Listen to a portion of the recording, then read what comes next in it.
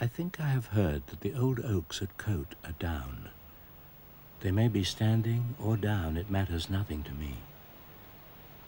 The leaves I last saw upon them are gone for evermore, nor shall I ever see them come there again, ruddy in the spring.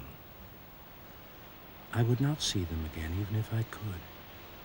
They could never look again as they used to do. There are too many memories there. The happiest days become the saddest afterwards. Let us never go back, lest we too die. There are no such oaks anywhere else, none so tall and straight and with such massive heads on which the sun used to shine as if on the globe of the earth, one side in shadow and the other in bright light. How often I've looked at oaks since, and yet have never been able to get the same effect from them. Like an old author printed in another type, the words are the same, but the sentiment is different.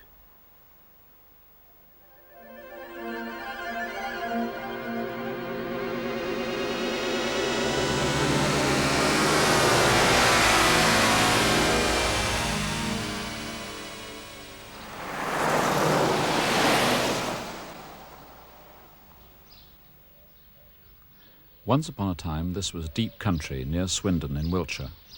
This was a farmhouse, the birthplace in 1848 of a great and original writer, Richard Jefferies.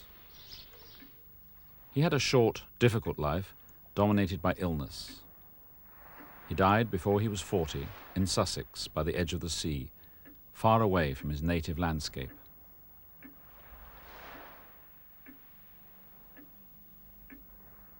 The son of a farmer, he grew up in the environment of 19th century rural life, and his fame rests upon his unique, visionary response to the natural world. He worked first as a journalist based in Swindon. In the 1860s, this quiet country town was being transformed by the railway and its engineering works into what Jefferies called the Chicago of the West Country. For the local papers, he turned his hand to most jobs: visits to the new industries, court reports, articles on landscape and animal life, early attempts at fiction, some rather heavy-handed political satire, even the occasional poem. In 1877, he moved on to live near London, the better to promote his literary career. From there, he published collections of essays, and he tried to be a novelist after the manner of Thomas Hardy. One novel was a strange forerunner of science fiction, while another became a classic evocation of childhood adventure. In 1881, tuberculosis forced him to move to the seaside. 2 years later, battling against ill health, he produced The Story of My Heart. It's the key to his philosophy and a kind of spiritual autobiography. In it, he conjured up a vision of the nature he had experienced in his youth. It's a vision of a world which was already changing for him, and it's also a vision for us of a nature whose surface at least has altered beyond recognition in the last 100 years.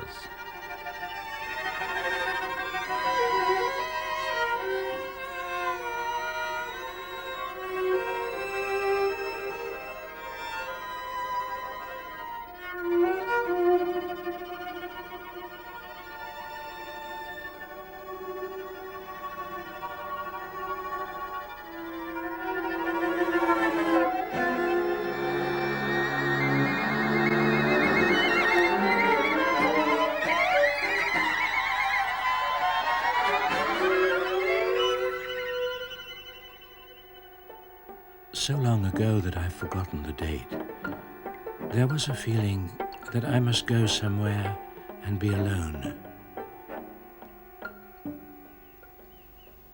A great oak at a short distance from my old home at Cote was one resort, and sitting on the grass at the roots, or leaning against the trunk and looking over the quiet meadows towards the bright southern sky, I would live my own life a little while.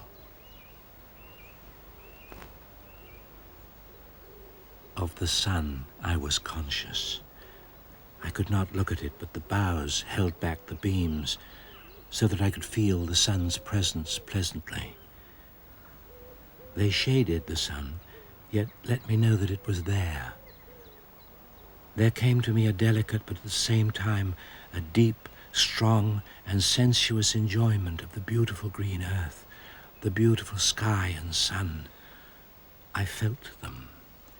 They gave me inexpressible delight, as if they embraced and poured out their love on me. It was I who loved them, for my heart was broader than the earth.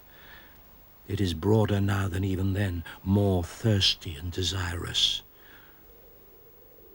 After the sensuous enjoyment always came the thought, the desire, that I might be like this, that I might have the inner meaning of the sun, the light, the earth, the trees and grass, translated into some growth of excellence in myself, both of body and mind, greater perfection of physique, greater perfection of mind and soul, that I might be higher in myself.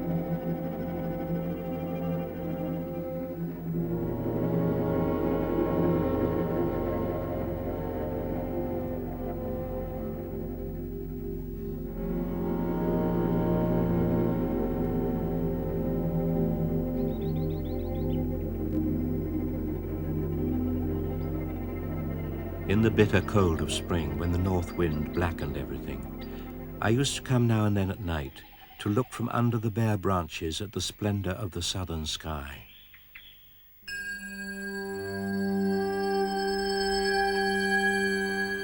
The stars burned with brilliance, broad Orion and flashing Sirius.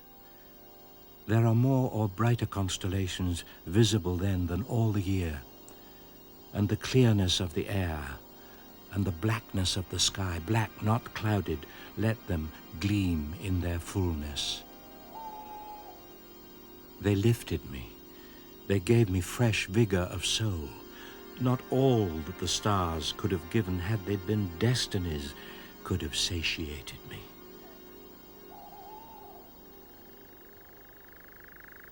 Those nights, in the full times of glowing suns and richness of life that sprang up to meet them, those nights are there still.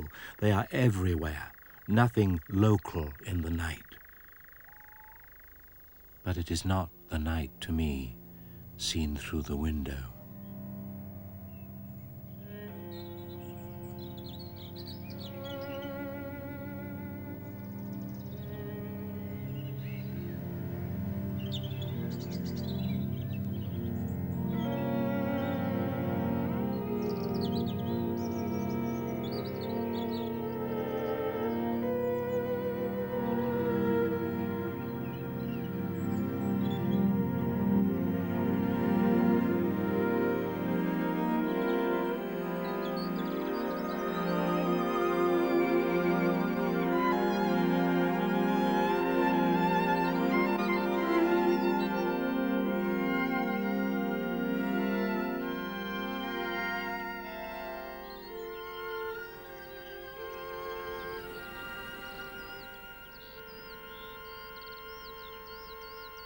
Once, sitting at the foot of a grass-grown tumulus on the hills to which of old I used to walk, the lark's song like a waterfall in the sky, I became absorbed in the glory of the day.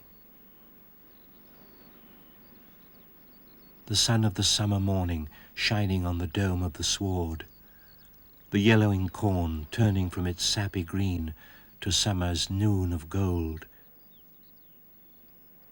I felt at that moment that I was like the spirit of the man whose body was interred in the tumulus. I could understand and feel his existence, the same as my own.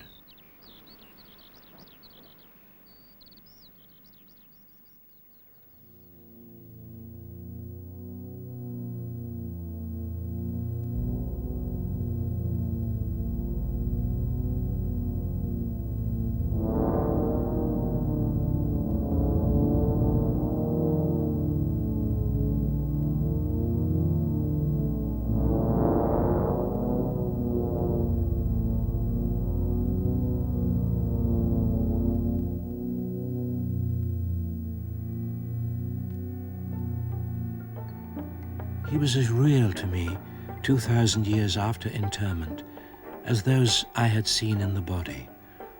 The abstract personality of the dead seemed as existent as thought. As my thought could slip back the 20 centuries in a moment to the forest days when he hurled the spear or shot with the bow hunting the deer, and could return again as swiftly to this moment, so his spirit could endure from then till now, and the time was nothing. 2,000 years being a second to the soul could not cause its extinction. It was no longer to the soul than my thought occupied to me.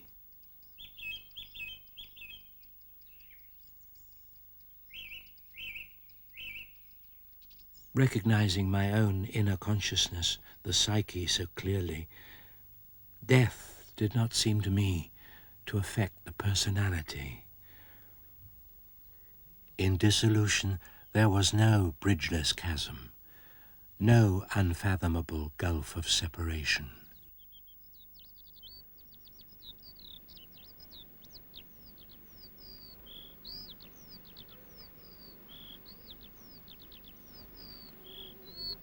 Resting by the tumulus, the spirit of the man who had been interred there was to me really alive and very close.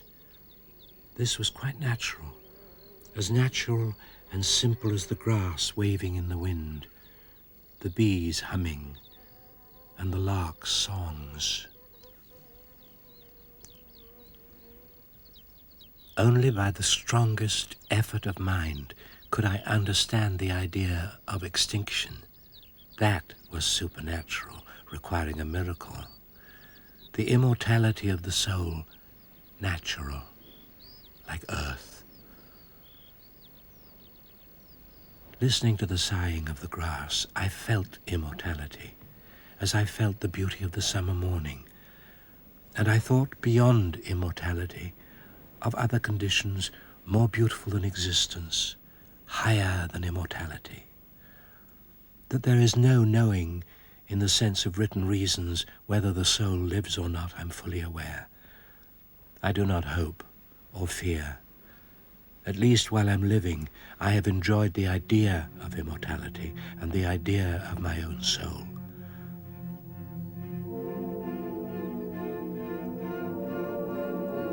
If then, after death, I am resolved without exception into earth, air, and water, and the spirit goes out like a flame, still I shall have had the glory of that thought.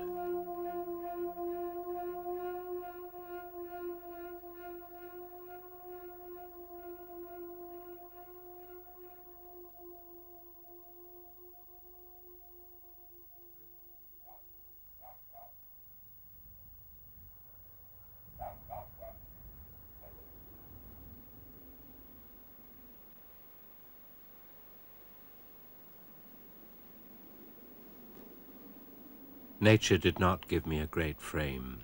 My frame could never take the violent exertion my heart demanded. Labor of body was like meat and drink to me.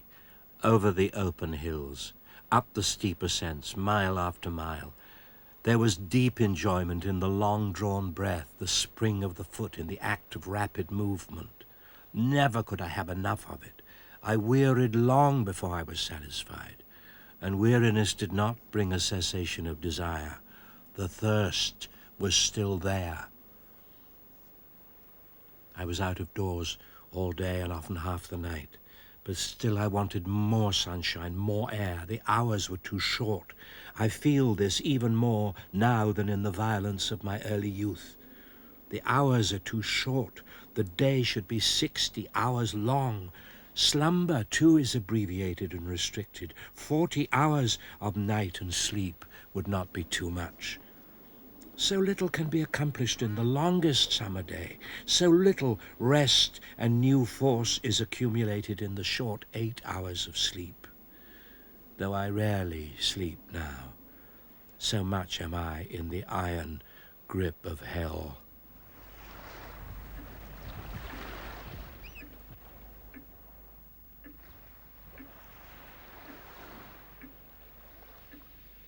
I cannot convey to you how miserable it is to be impotent. I cannot do anything. Whatever I wish to do, it seems as if a voice said, no, you must not do it. Feebleness forbids. I think I would like a good walk? No. I think I would like to write? No. I think I would like to rest? No. Always no to everything. My spine aches almost beyond endurance. And yet still I would suffer a severer discipline than this for the good and happiness of the human race in the future. Each one of us should do something, however small, towards that great end.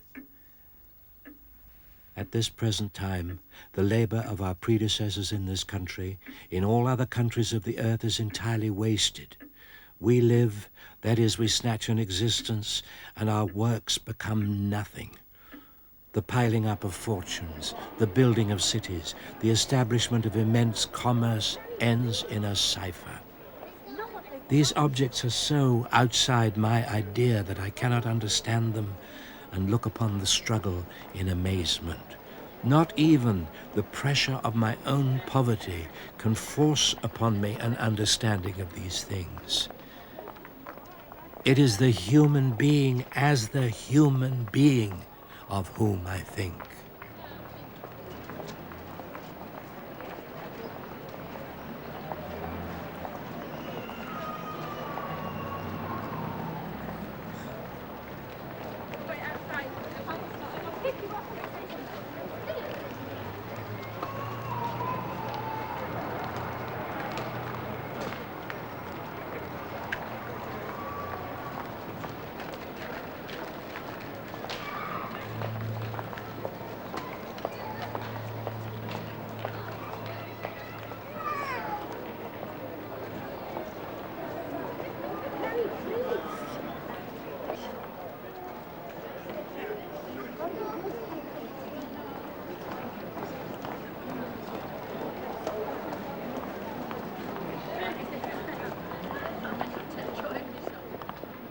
To reflect that another human being, if at a distance of 10,000 years from this year, would enjoy 1 hour's more life in consequence of anything I had done in my little span, would be to me peace of soul.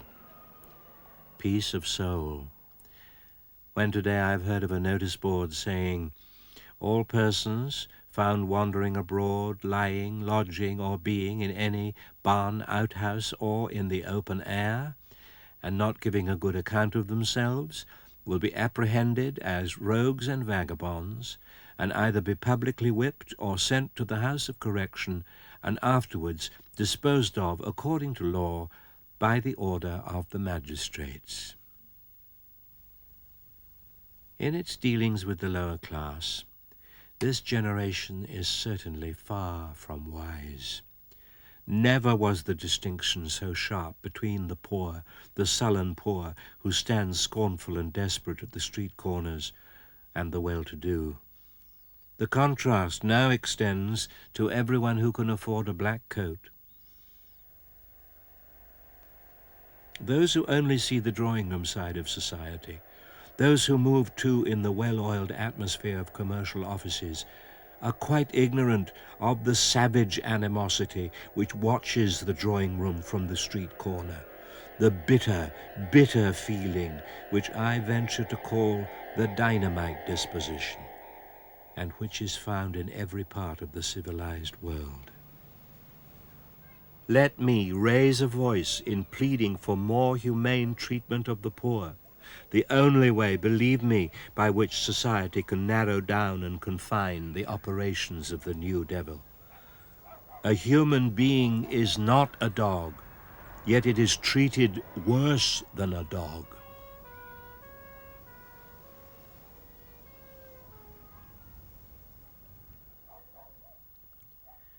Sometimes we see a complacent paragraph in the papers, penned by an official, congratulating the public that the number relieved under the new regulations has dropped from, say, 600 to 150. And what, oh, blindest of the blind, do you imagine has become of the remaining 450? Has your precious folly extinguished them? Are they dead? No, indeed. All over the country, hydraulic pressure in the name of science, progress, temperance, and similar perverted things is being put on the gunpowder or the dynamite, if you like, of society. Every now and then some individual member of the army of wretches turns and becomes the devil of modern civilization. Modern civilization has put out the spiritual devil and produced the demon of dynamite.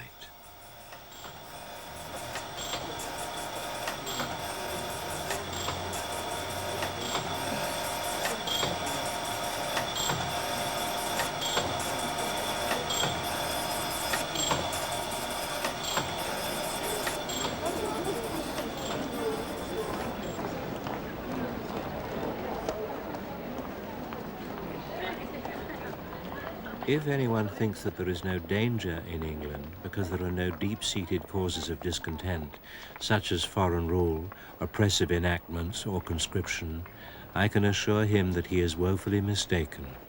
This class needs no cause at all. Prosperity cannot allay its hatred, and adversity does not weaken it. It is certainly unwise to the last degree to provoke this demon, to control which as yet no means have been found.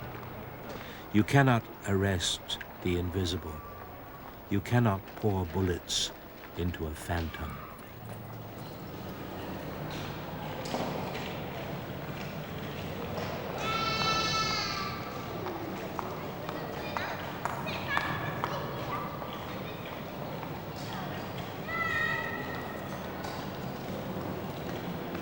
How easy it is to point to the sobriety and the good sense of the working class and smile in assumed complacency.